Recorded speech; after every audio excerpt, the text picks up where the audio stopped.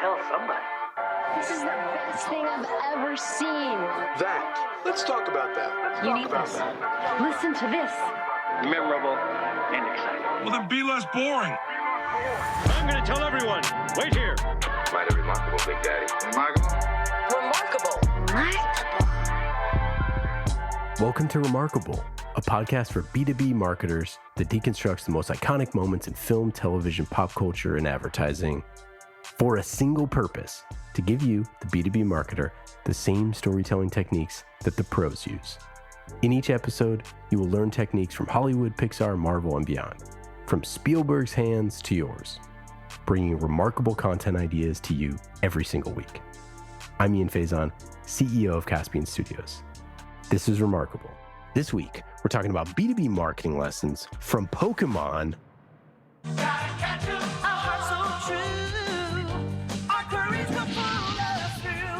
You teach me and I'll teach you.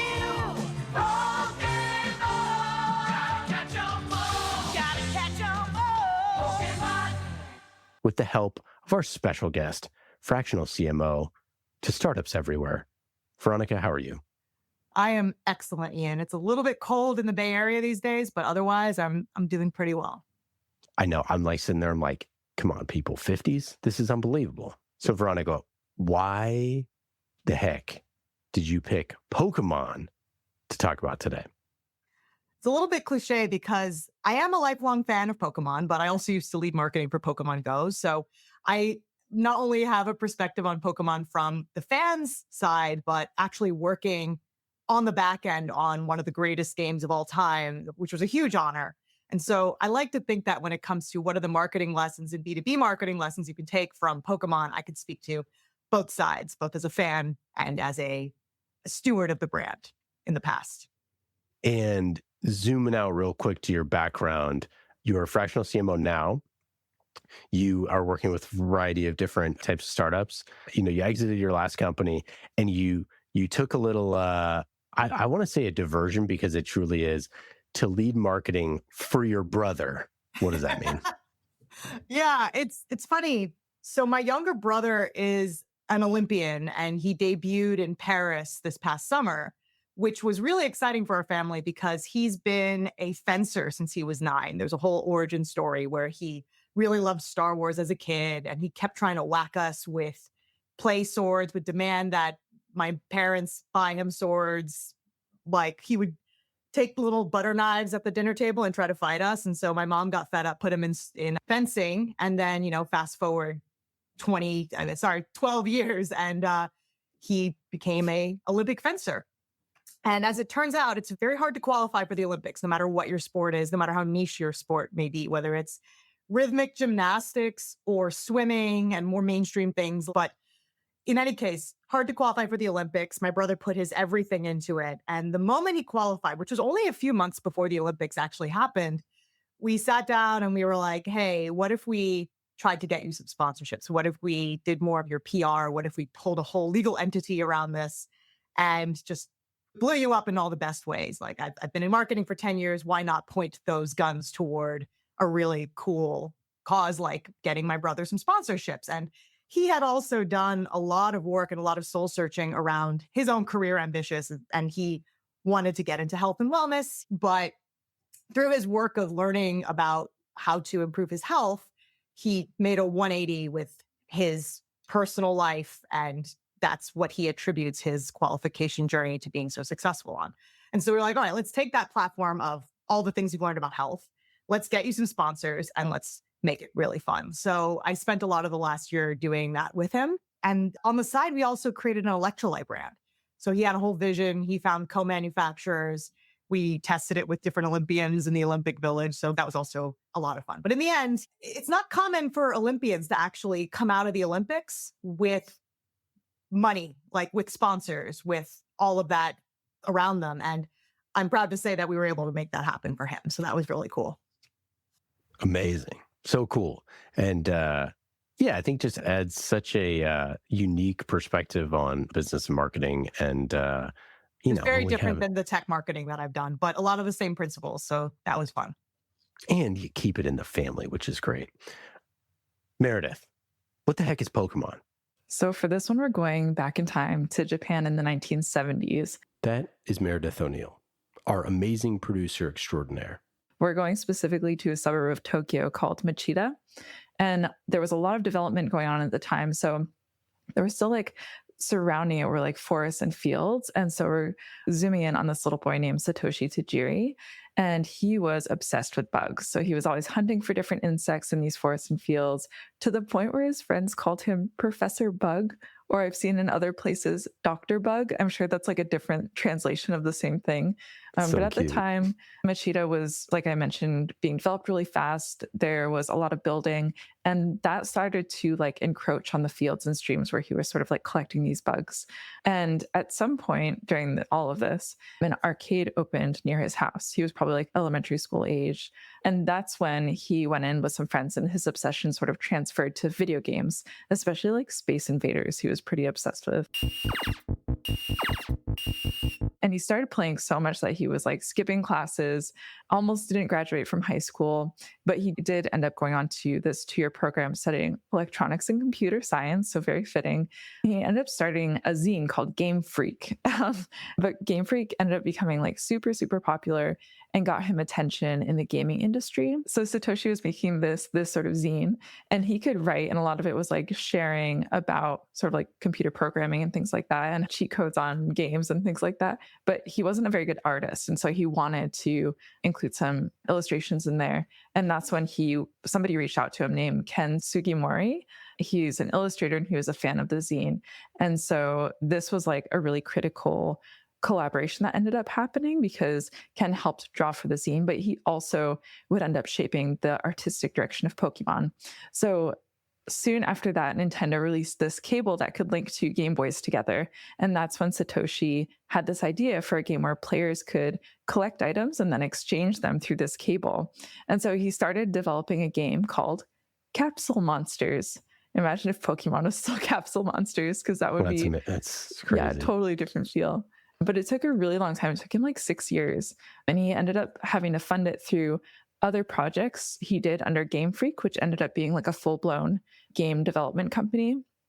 And the idea was like Satoshi was taking like his childhood love for insects and like the joy of like searching, finding, collecting creatures, that same joy that he'd experienced as a kid, but people could experience it no matter where they lived. And so that was like the way that he sort of like helped other kids find what he enjoyed so much as a kid, no matter where they lived, whether it was like urban or rural.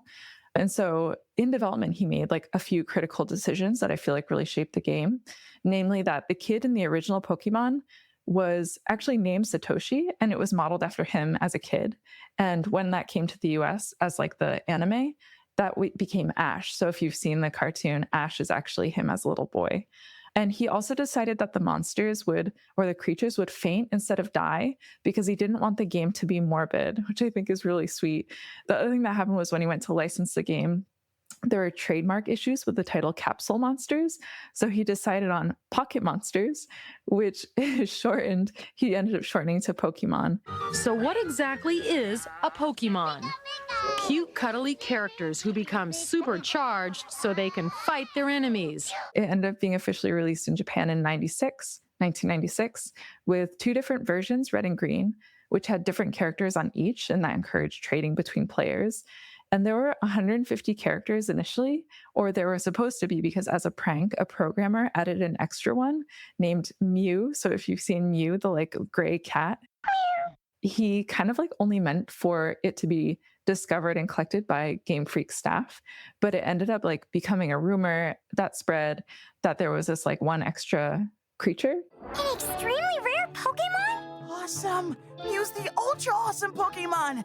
And Tajiri decided to actually capitalize on it. And so he planned a whole contest around like who could access Mew, and ended up releasing, when the card game came out, released a limited run of Mew cards. But that same year, coming back to the game, Satoshi was still working on ways to like keep his audience engaged once the game came out. And that's when he came up with the card game.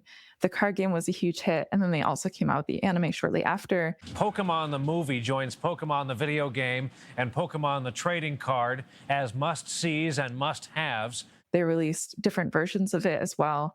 And in 98, it was finally released in the West and it became obviously super popular.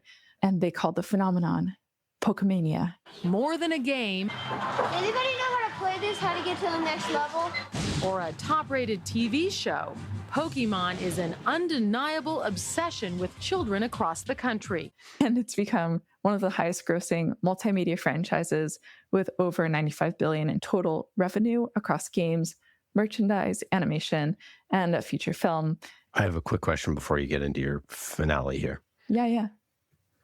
So is zine, Zine, what is this thing? So what is this? Yeah, it's short for magazine, and they're often like handmade. He was like hand drawing, hand writing the content, and it's like a homemade kind of like grassroots effort. It's not like professionally printed generally, I feel like. It's usually like sort of handmade. And you kind of like fold it up like a little magazine. Yeah. Think lo-fi magazine, basically. Yeah. Cool. Well, yeah, I mean, that I was going to say, man, this is an opportunity for marketing, which we'll get into later. But yeah, I mean, sort of like somewhere between a postcard and a magazine. Cool. All right. So, sorry, your finale. No, all good. But in my sort of research, when I was thinking about how to relate this to content, I thought a couple lessons that I could pull is like create collectible content, because I feel like people just catch on when it's collectible. Have rare iterations of it, so people look for those specific ones. And then the other thing I would say is like, so when the game first came out, like I feel like Satoshi was very quick to be like, this is working, I'm going to see what else works. And just like he continued creating and iterating on the super popular game. And I think that just really like built momentum for him. So if he can like keep creating and iterating and growing your popular pieces of content, because you know that works. But all that said, like, Veronica, I'm wondering if you collected either Pokemon cards or played the games, and if you had a favorite character. So growing up like a good 90s kid, this is exactly how I spent all my time. It's the thing with the younger age set. And I think there was a homework assignment that I needed to finish in second grade. And I begged my mom, hey, if I finish it, can I get a Game Boy and blue version? And the answer was yes. And that's basically where it all started. And so fast forward, I became the head of marketing for Pokémon GO. So I think there's a lot of clues in our childhoods for every single person for what you naturally want to do and gravitate toward. But I will also say a lot of 90s kids were into Pokemon. So I wasn't unique in that regard. That's too funny. I have a kind of a also childhood story related to Pokemon that actually doesn't reflect that well on myself, but I still find it humorous, is that in like 6th grade, there was one kid, he would ask out all the girls in the school. And at the same time, Pokemon was super popular. I was not personally a collector. However, in homeroom, our first like class of the day, he had one of his friends come up and ask me out for him. Oh, yeah. Does that make sense? Oh, yeah. And the kid said, let's give him a fake name. Call him Ash. Okay, his name was Ash. Ash wants to know if you'll be his girlfriend. And he held out a Pikachu card.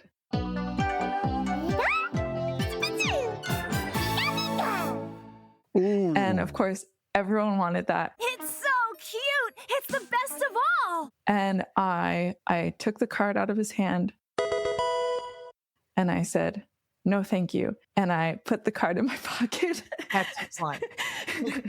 Take the bread. And then I felt so bad about it later that I ended up, I think, giving away the Pikachu card, and I sort of learned my lesson.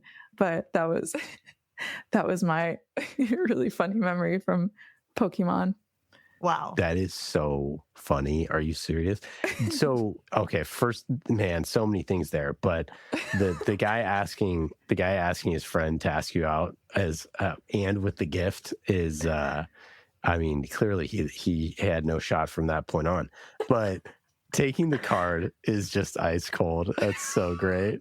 There's a lot of like lessons here. Like this guy tried to outsource his efforts to somebody else and then wasted resources in the process. Do it yourself, man. I know. There's a lot going on there, yeah. I mean, how much so that's like a first gen Pikachu? What do you think that's worth? Oh, probably so much now. I actually don't know if it's worth that much. It's usually the holographic ones that are like the Charizard. Ooh, yeah. Yeah. My family recently sold all my old Pokemon, which is kind of sad, but Dang, that is sad. I know. That's so But there was no sad. like, I mean, I don't have like all these incredible experiences. Obviously, I held on to the things that were like priceless in my opinion, but it was like, hey, once you worked for the brand, I don't need to hoard like, Yeah. tons and tons of these cards. Yeah. From what I found, ungraded, it would be $60 all the way up to grade 9.5 is $400. PSA 10 would be $1,200. So, Wow. shout out to the artist who may have been Ash. But yeah, it seems like you could get pre-owned for maybe like 10, 20, $30 somewhere online. But, it's great. Wow. So funny enough, I was talking with with my friends this weekend, and one of them said that their brother just found a bunch of first gen Pikachu cards, and they have a ton of, they had like a binder full of them, and it's like $1,000 worth of cards. Pretty cool. Oh my gosh. Veronica, you worked there. You were in the beast. What was it like taking an iconic multi-billion-dollar franchise and IP into a completely unknown, untested, unproven technology? So a few things that I'll say on that one. First of all, it was an honor because being a lifelong Pokemon fan, and a lot of the people who worked on and continue to work on Pokemon Go and launch it and continue to grow it are Pokemon fans. And so being a small part of a giant multi-billion-dollar franchise, but of course, like with a game that's been just so iconic and successful, it is a huge honor and it's a huge responsibility. And we felt that not only as technologists, but as people working alongside and with the Pokemon company each day. And so I'll start with that. But in terms of the technology itself, so if I take a step back and just explain how it was set up. So Niantic is a tech startup. It's a Series D tech startup based out of San Francisco with offices around the world. It was actually a Google spinout. So the team that created one of the original versions of Google Maps incubated Niantic within Google and then spun it out into Niantic Labs. When they were at Google, they created a game called Ingress. Ingress, a lot of core gamers know about this game. It is basically capture the flag, but in the real world. And the Ingress community is the group of gamers, real world gamers, that collaborated with Niantic to create the original map of the world. So Ingress community did that. Niantic had that. They also had the Google Maps technology. And as mobile became bigger and bigger, this is when the spin out happened because they had the hypothesis that using the Ingress basis, they could build all kinds of other games and applications on the real world with that technology that they have. So Pokemon was the first attempt at this. And working very closely with the Pokemon company and working through the Niantic Japan office, that's where the game came together, and it was co-developed by Niantic and the Pokemon company. One thing that I'll also mention in this, and this is just something to know in terms of how licensing works, Niantic is technically a licensee of the Pokemon company. So the Pokemon company will give out licenses to manufacturers, creators, partners, in order to give them access to using the IP that they own. And so, although you'll see a lot of unofficial Pokemon stuff out there, because it's an open digital world these days, and people can make whatever they want, to get official licensed merchandise or games or products from the Pokemon company, you have to work with the Pokemon company, and they have very, very high brand standards, which is unusual in this day and age when there's so many things that are kind of the people in the digital creator economy. But with Pokemon, they stick to their guns on that front. They're very careful and they care a lot about their brand. So like there's one quote that I often point to when I talk to Tsunomiya-san. He's the chief operating officer of the Pokemon company.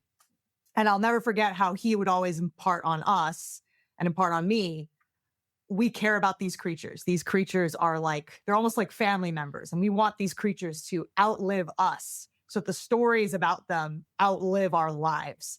And what brands ever say that ever and care about their brands that much?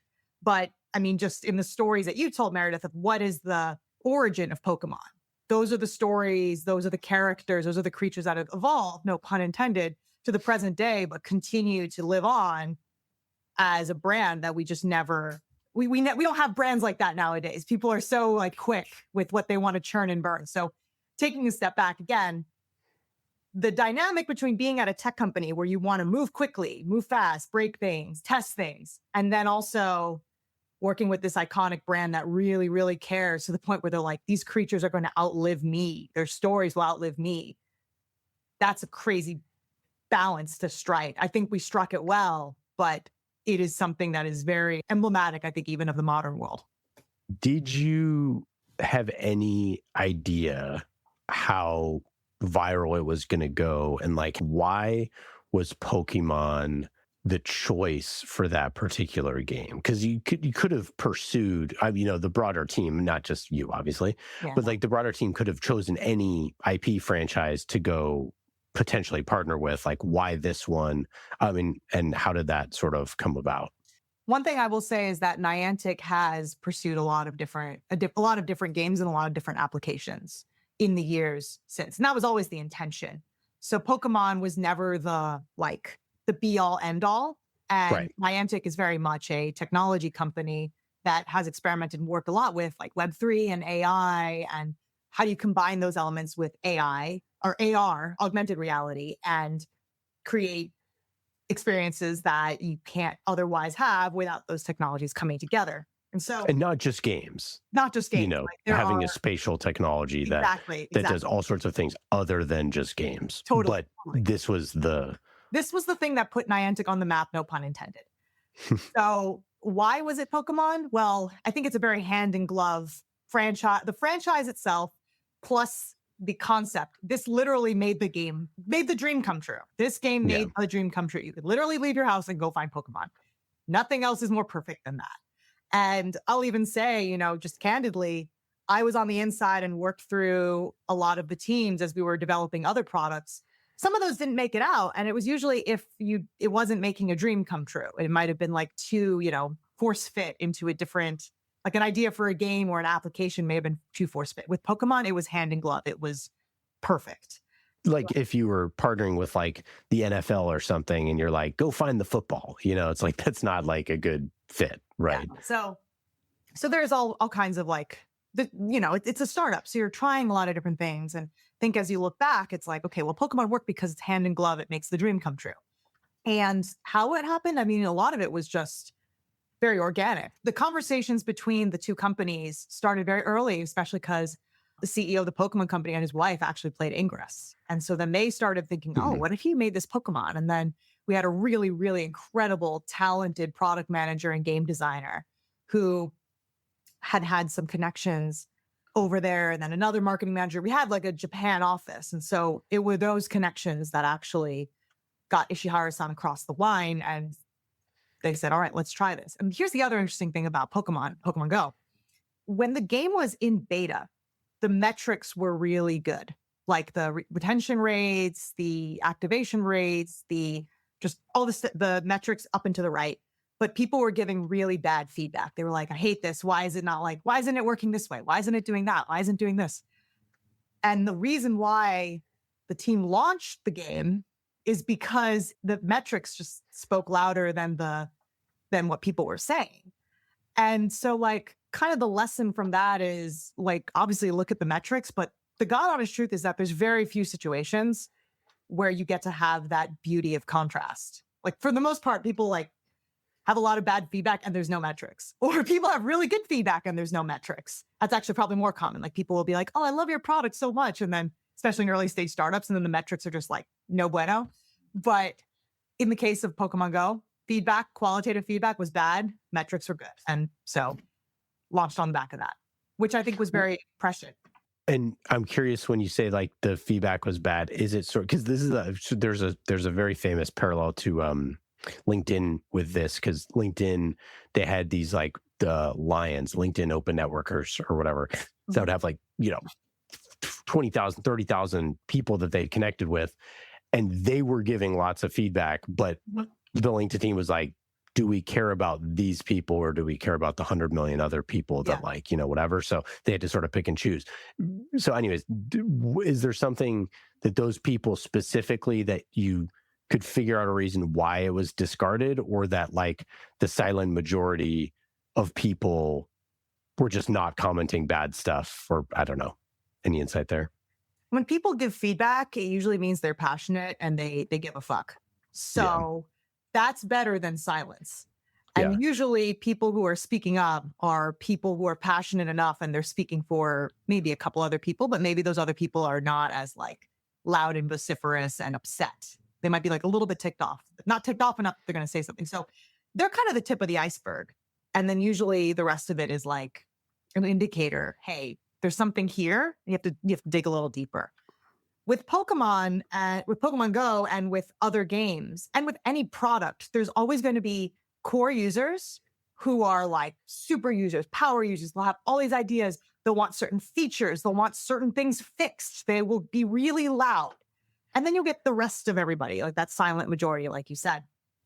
And a huge part of what product managers have to do, and product marketers, so I'm like a product marketer by background, is sift out where, okay, so we have feedback, which means we got people excited, but then how do you prioritize based on what people are saying? And maybe how much of this is like not real, because they're definitely experiencing things, but how much of this is actually going to move the needle for us in terms of our goals? Because if you just listen to the core players all the time or the core users all the time, you're not going to move the ball forward for a business or for a product. And you'll just make this thing that's only for like a very specific super user.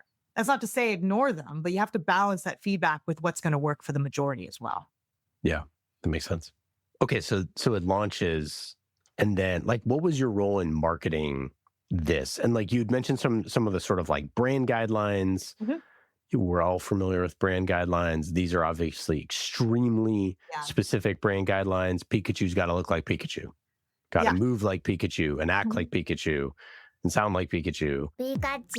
Yeah, just curious to, what was your role in marketing and what you were responsible for there? So what's funny is that when I look back on that role, I did a lot because I joined when the company was only 70 people.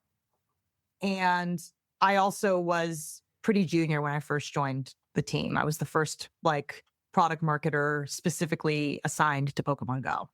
Right.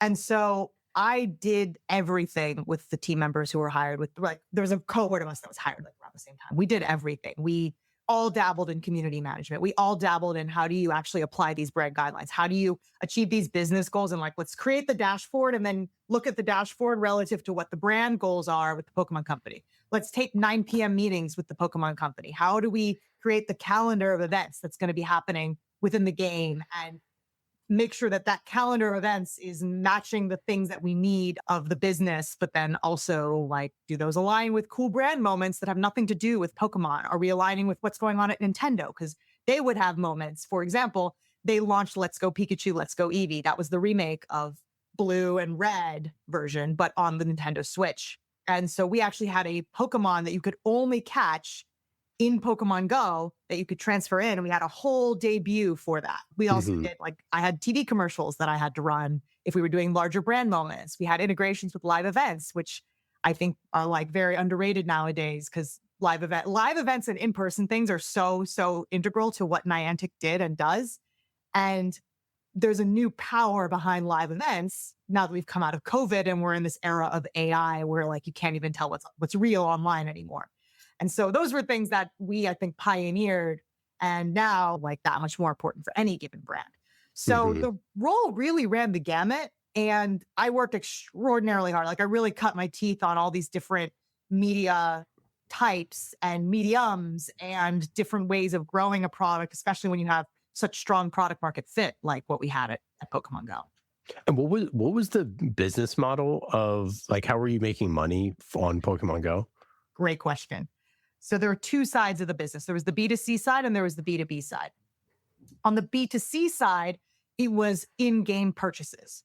So that would be your core two items were raid passes and incubators. So raid passes, so you could like join a raid beyond like one raid per day. And the incubators were so that you could hatch more eggs. And those were to get special Pokemon. But then there were other in-game items that were different enhancers to help you catch more Pokemon or get more points. And then eventually, our team actually introduced the ability to buy in-game events so that you could play through a quest based on what was going on at the time, and then use the quest to get more points. And it was just very, very well-formed loop, but you would have to pay to get that ticket to do that in-game event. So that was the B2C side, and that was extraordinarily successful just because of the mass that we had. On the B2B side, if businesses wanted to buy ads within the game, or they wanted to turn their stops, their Pokestops, into a sponsored stop with special activations at it, that was also another portion of our business. And then we also collaborated very closely for a variety of business development deals with Samsung, Google, Apple, and just a variety of other companies. So I'll give a different example for some of the out-of-the-box stuff we did. We actually worked with North Face and Gucci when they launched one of their fashion styles, and that was available in the game as an actual purchase. And we also did a collaboration with Longchamp, which was really cool because then their stops all in the game became activated Pokestops, and they had the game in-game bags. And then like I actually received, my team members and I, we actually received the bags themselves. So it was like very traditional, like retail tradigital vibes, which I thought was really cool. Amazing. So that was the business model had a lot of legs to it, which was really exciting. I saw that as of November 2024, Pokemon Go's at like 90 million players still. Oh yeah, totally. It's 90 million monthly players. I don't know if it's 90 million. I just literally don't know if it's 90 million as the actual number right now, but there's still tens of millions of people who play this game. So yeah, some website, that's what they, said. And it's an estimate. It's not exact. But I mean, you're talking about like still massively popular. When Pokemon Go launched, we did the math, and it was basically like, and there's people making multiple accounts and such, and purpose isn't entirely accurate, but like you could say that like 5 to 10% of the world's population's worth of people were playing Pokemon Go. And so I would always laugh when people would say, oh, like, haha, Pokemon Go, people still play it. I'm like, yeah, it's just that when you saw everybody playing it, it was like the equivalent of 10% of the world. So well, like, and then you take everyone who didn't have mobile, the percentage of population of the world that doesn't have mobile or whatever. So it's like of the people that had mobile devices and XYZ, that's like even higher, right? So it's absolutely. Like the percentage of the people who had the option to even play this, it was an extraordinarily high number of people in like our first year or two that people were playing this game. Yeah, and again, you like start putting sort of different parameters and this and that, and like it's just like, and then you whittle it down. Like if you were marketing, you're like, of people who are in the age range from blank to blank that have a mobile device that are in your peer group, and you're like, those is like 1 and 2 people playing Pokemon. I mean, I made that up, but just you're like, that's so crazy. It's nuts. I mean, totally nuts.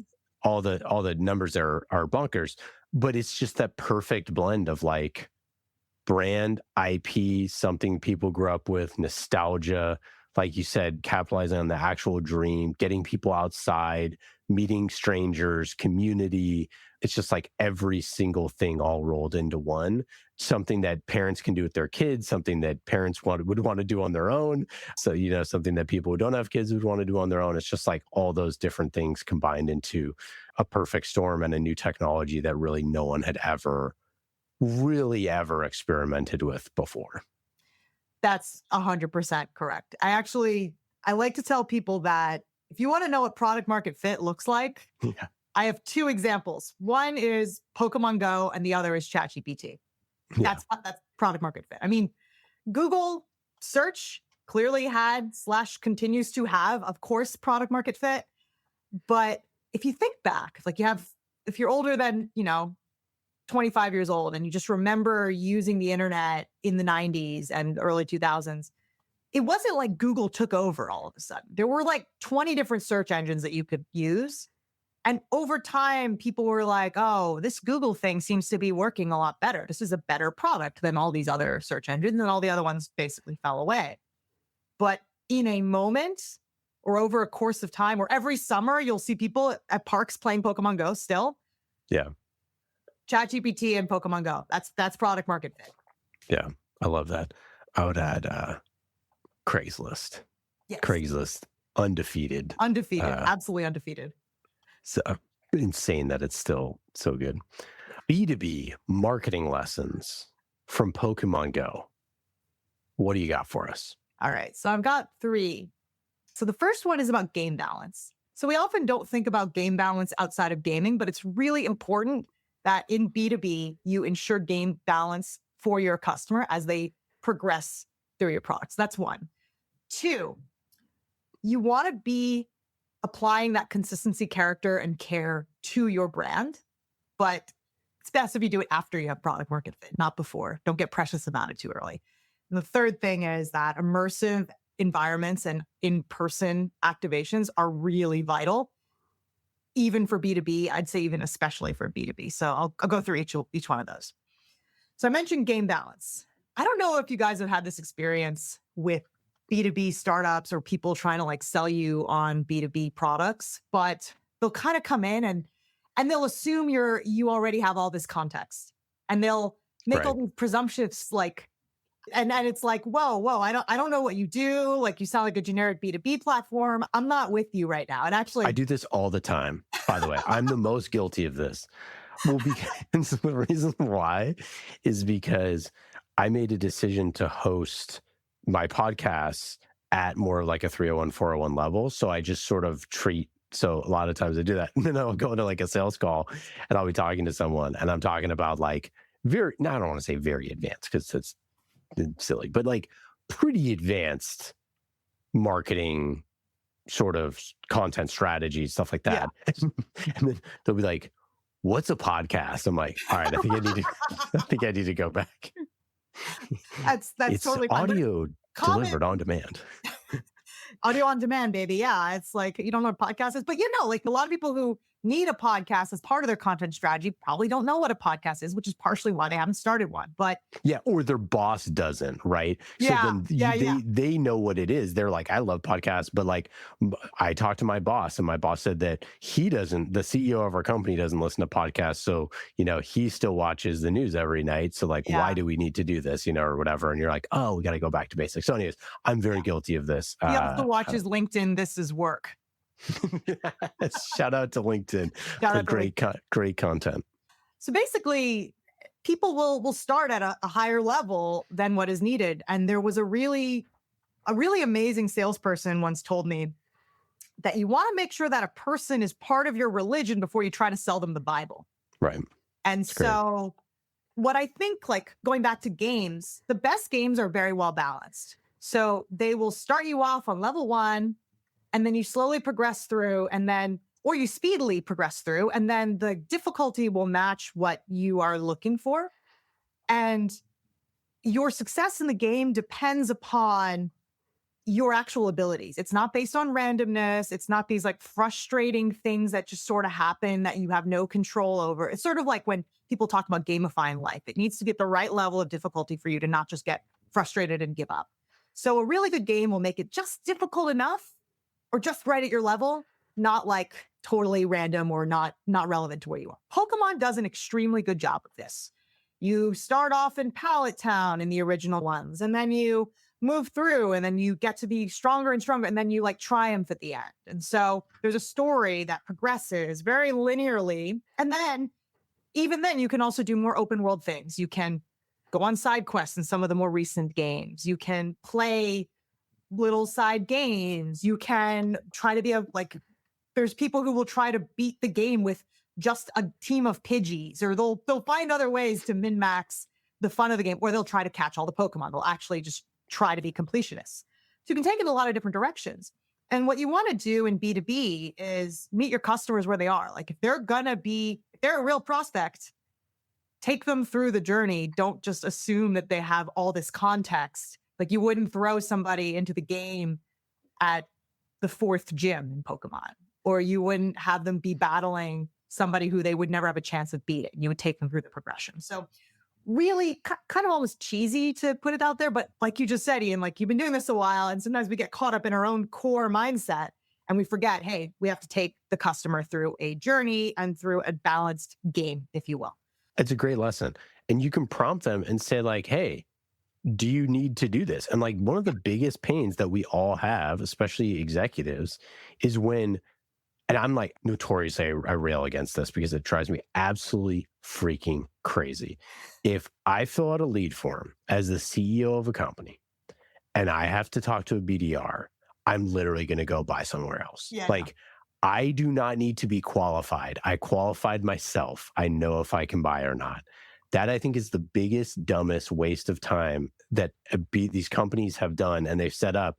And I get why. And I think it's a horrific idea. But so anyways, like if you're a senior level player, like you would never, if you went to college, you would never force someone to go to a one-on-one class if they've already taken the class.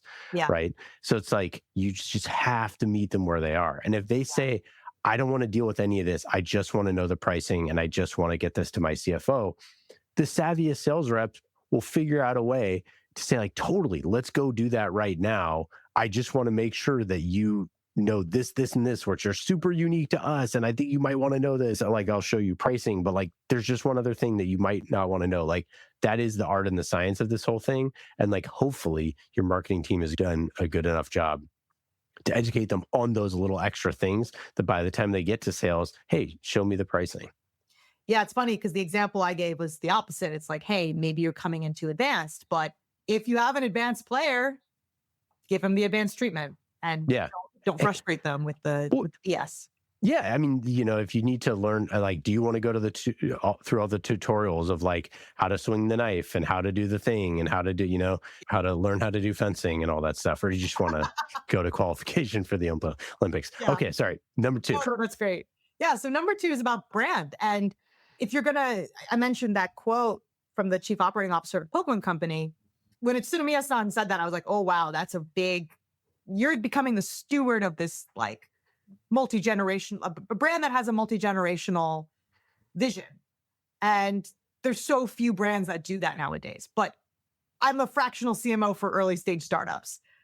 I'm not going to tell you that's where you should start. Like, have that ambition, but if you don't have product market fit first, then you don't get to have that. Like, it's just, you have to fix this first. Like, figure out what problem you're solving. Who is it for? Break whatever rules you need to figure that 0 to 1, 1 to 10 first.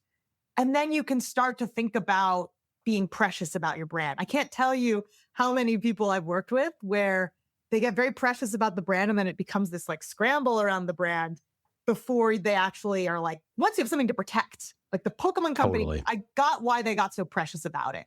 But until you're at a certain point where you're like trending in that direction, it's really hard to justify the level of care that you would want to put behind that. Now, when I give that advice, when I say, hey, this is a learning that I got from the Pokemon Company, like when they're like this giant brand, I get into fights with people because it's like, hey, what about the craft of what you're trying to build and making an amazing product? And so I will often butt heads with like a product leader or a design leader around this concept. And we have to find the right balance because it is important to still, like, you don't want to ship utter crap. And now when people just have higher expectations as a customer, you still want to make sure that you're putting your best foot forward. But there's definitely a balance between being precious and being prescriptive toward that customer and making sure that they're getting what they need in the name of like utility and excitement and vision and all that. Like ChatGPT, OpenAI, they weren't precious about brand as far as I know, but they were certainly precious about product. So these are all things that it's worth discussing, but I've just seen so many folks not get that like product market fit right and end up mired in these brand ambitions that don't scale at the end of the day if you don't already have like a true business that can fund and fuel the honor of that brand. Yeah, totally. It's like if I were to say, hey, I'm going to teach you how to ride a bike. And by the end of this, you're going to know how to ride a bike. And then you spend months trying to figure out the right bike to buy. And it's like, right? Yeah. It's like, well, You just got to start with a bike. And I'm going to promise you that you're going to fall down a bunch of times and it's going to hurt. But at the end, you're going to be able to ride it. And then, we can get you a bike that can get you up to the top of the mountain, Yeah, no, I hear you. 100%. Yes. Quick pause. Can we go back to game balance? Yes. You put something in our doc here and you said random difficulty spikes, example, Battletoads for NES. And Battletoads is one of my favorite games of all time, and I've never beat it. And it is so insanely hard. Yeah. And so insanely hard, so randomly. And it is incredibly frustrating. And I'm just glad that you put that it's like, this is such a brilliant lesson. And I'm so glad that you put it in here, because your sales process getting really hard for no freaking reason is the most frustrating thing ever. Yeah. And the way that we deal with this as a vendor, what we deal with all the time is vendor onboarding. And the person's like, just to let you know, I want to get this campaign started in 30 days, but our vendor onboarding is going to take us like 5 months. And I'm like, anyways, just procurement folks, please help us out. We're trying to move fast. Yeah. Marketing team has goals to hit. Sales has goals to hit. Slowing down is not the way to go. But anyways, I just thought of making your sales process like Battletoads and just having it be the Battletoads. I mean, now we like Battletoads because it's like novel and it's like, haha, it's so funny and it's random. But like, no one's going to say that about B2B SaaS onboarding procure to pay processes. Like they want it now. They want to be using the product. They want to be joining the community. Once they're convinced and they love the product, then they want to be a part of it in all the good ways and not have to deal with all the unnecessary hurdles along the way. But in the gaming world, Battletoads will always have that special place for being randomly frustrating. Yeah, and unpredictable is great in entertainment. Unpredictable, not so great in technology. Yeah. Unless it's happy. All right, number three.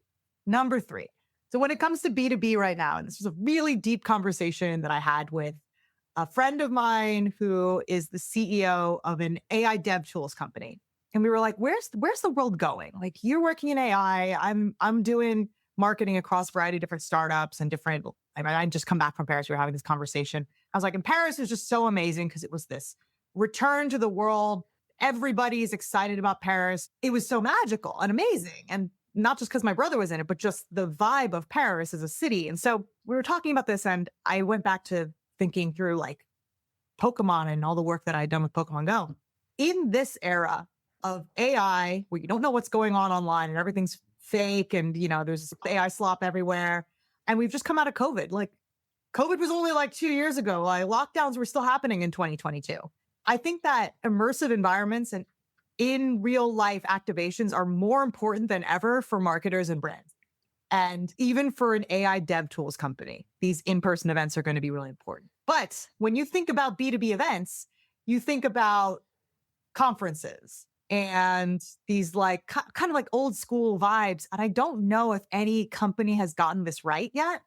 We're a B2B company, we've done an in-person event, and it's not just the like drinks and we're all in the big hall and come to us at stall number blah blah blah and come to our booth and we'll give you a demo. I don't know if that's going to be the future. I don't think that's the cutting edge anymore. And clearly that approach has lasted a long time because it works in a lot of ways, but I really think that if you want to do B2B marketing well, like take a page out of B2C. There have been some incredible in-person events like Pokemon. We did that. I mean, during COVID, we were able to do in real life events that still respected social distancing. I was very proud of that and how we were able to still keep the brand integrity while having events that people could engage in when they wanted to escape from the craziness of the world. That's crazy. I didn't realize. Yeah, that's right. You were there during that time in 2020. Yeah. Crazy. Yeah, it was nuts, but we grew the business during that time. We weren't supposed to grow because we weren't Zoom or one of these tech companies like that was benefiting from everybody being online. You have to go outside to play this game. And so we had to stay really up to date on everything that was going on around the world and where there were lockdowns, where there weren't, what are our operations, what are our like emergency plans, and what does our branding look like, given that we can't tell people go outside, which was our usual branding. Instead, it was, hey, play wherever you are, play safely, and enjoy this game wherever you are. And you can still, we had all these new social features. We could play with people who were all around the world, which was really wonderful. And so in any case, we were still able to have these activations around and about in the world without gathering large groups of people. So in any case, it was really important to people at that time.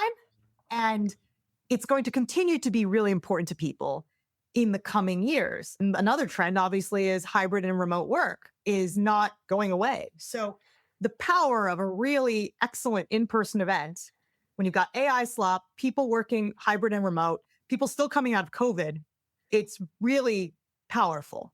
I'm really excited to see how brands can embody that and maybe evolve what we've known B2B in-person events to be like. I couldn't agree more. I think in-person is as important as ever. I think it's more important now because of hybrid. I think that there's just so much excitement around what in-person is, how people are investing in it. It's just like changed the whole playbook. And I think there's just lots of room for innovation, like you said, and it's really exciting. Bespoke, smaller get-togethers. Yeah. Obviously, they're crushing in B2B. They do extremely well.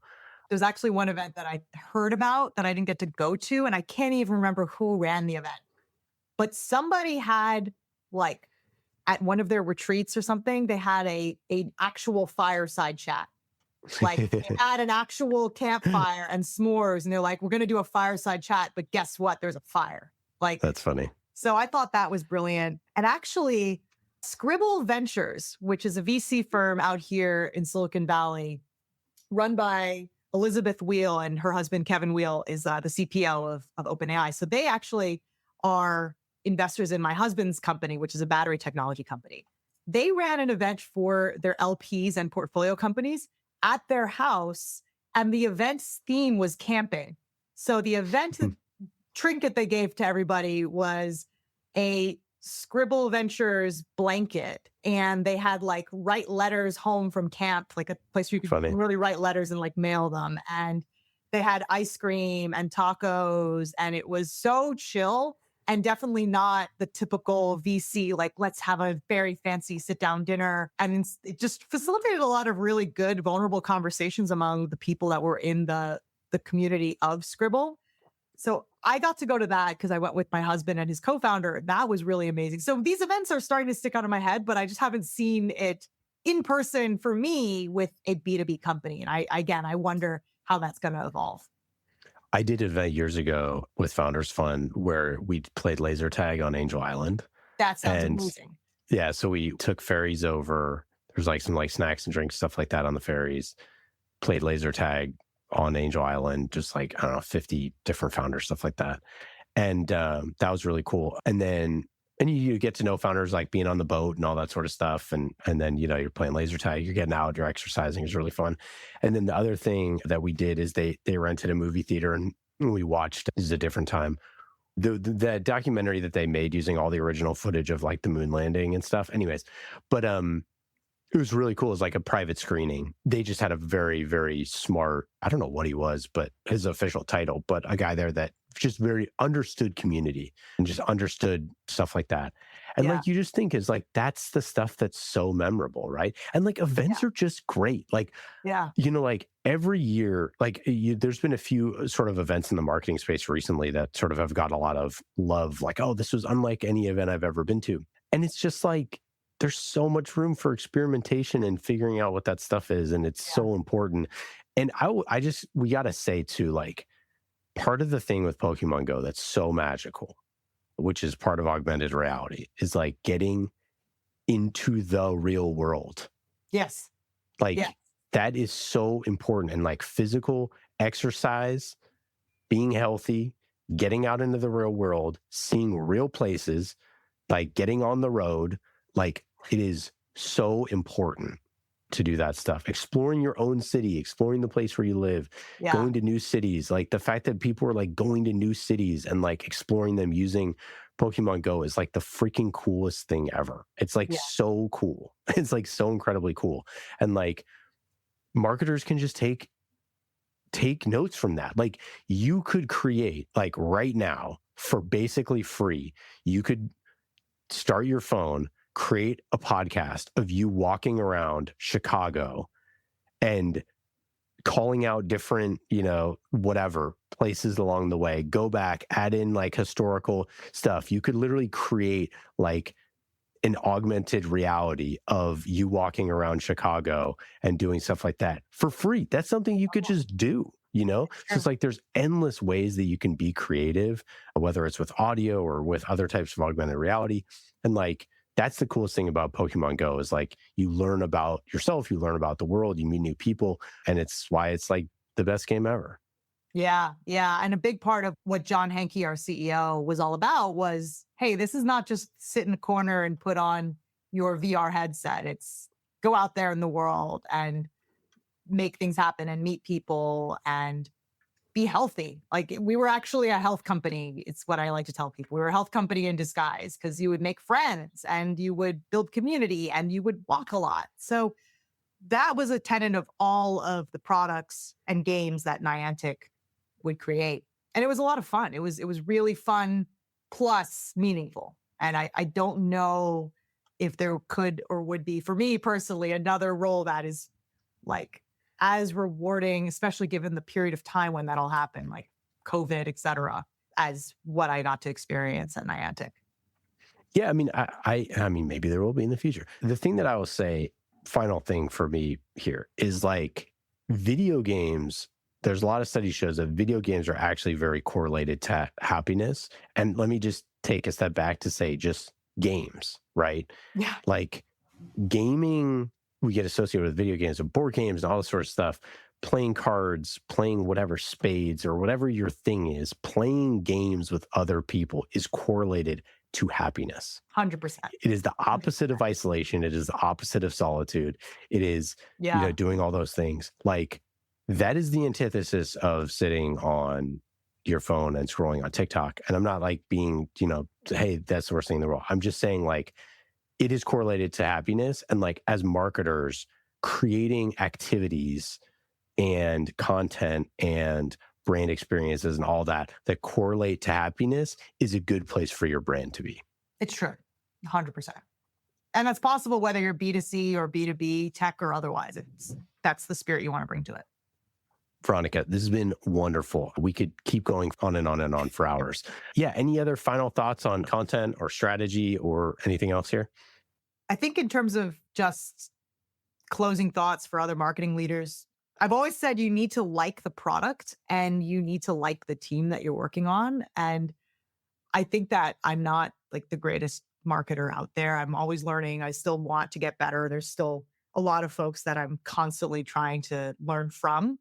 But because I've had the opportunity to work on things that I love and with people that I love, that actually makes me, that is a supercharge for me. And I think it's also a supercharge for other people when you're able to identify those people and places to work with. So that's probably the most important thing. Amazing. Veronica, thank you so much for joining the show. And if anyone's looking for a fractional CMO, you know where to find her. Thanks again. We appreciate it. And we'll talk soon. Thank you so much for having me in. Well, that's it for today. I hope you got some good ideas for your B2B content. Thank you for listening to Remarkable. I'm Ian Faison, CEO of Caspian Studios. Remarkable is created by the team at Caspian Studios, B2B podcast as a service. Caspian also creates fiction series for B2B companies, so if you want a business thriller, you can learn more at caspianstudios.com. Hollywood-style storytelling for B2B. And in today's episode, you heard from myself, Ian Faison, and Meredith O'Neill, senior producer here at Caspian Studios. Remarkable was produced this week by Meredith O'Neill, mixed by Scott Goodrich, and our theme song is Solomon by Falak. Be remarkable and rise above the noise.